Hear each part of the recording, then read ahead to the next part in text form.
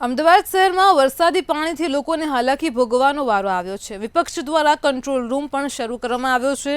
લોકોને મદદ કરવા માટે મોન્સૂન રેસ્ક્યુ ટીમ પણ બનાવી છે। હજારો ફૂડ પેકેટનું વિતરણ પણ વિપક્ષના નેતા દ્વારા કરવામાં આવશે।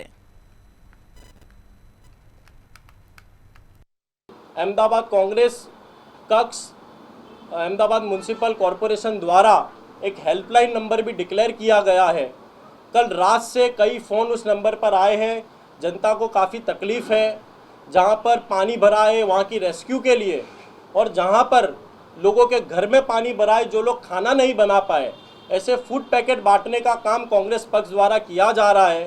मोहब्बत की दुकान के नाम से हमारे राहुल जी का जो आदेश है, वो आदेश को लेकर हम जनता के बीच में जा रहे हैं। और કોંગ્રેસ દ્વારા મોહબ્બત की દુકાન ખોલવામાં આવી છે અને આ દુકાન ખોલવા પાછળનું કારણ એ છે કે અમદાવાદ શહેરની અંદર જે પ્રમાણે થોડો વરસાદ પડે છે અને વધારે પાણી ભરાઈ જાય છે તેના લીધે લોકો હાલાકીનો સામનો કરે છે। લોકો 24 કલાકથી પૂરતું ભોજન પણ મેળવ્યું નથી, ત્યારે કોંગ્રેસ નેતા શહેજાદ ખાન પઠાણ દ્વારા જે અત્યારે એક ગરમ ભોજનની વ્યવસ્થા કરવામાં આવી છે। આ સાથે જ જે પીવાનું પાણી આપવામાં આવશે અને સાથે જ એક કોલ્ડ ડ્રિંક્સ જે એનર્જી ડ્રિંક હશે તે પણ આપવામાં આવશે, જેનાથી લોકો જે છે તે પોતાની ભૂખ મિટાવી શકે।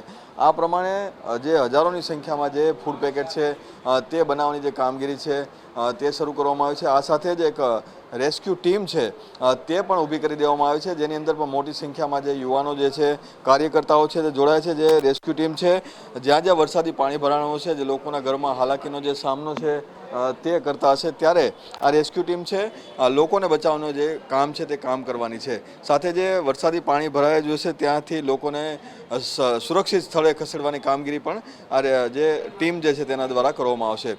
જ્યાં જ્યાંથી પણ જે કોલ મળશે, એક કોલ મળતાની સાથે તેઓને જે સારું ભોજન પૂરું પાડવાનું સાથે સ્થળાંતર કરવાની જે જવાબદારી કોંગ્રેસ નેતા શહેજાદ ખાન પઠાણ અને તેની ટીમ દ્વારા લેવામાં આવી છે। ત્યારે હજુ પણ જ્યારે જ્યારે લોકોને જરૂર પડશે ત્યારે જરૂર પડે તે પ્રમાણે 24 કલાક આ જે કંટ્રોલ રૂમ જે બનાવવામાં આવે છે તે કાર્યરત રાખવામાં આવશે। કેમેરામેન બિપિન અમીન સાથે મેહુલ દુધરેજિયા, મંતવ્ય ન્યૂઝ, અમદાવાદ।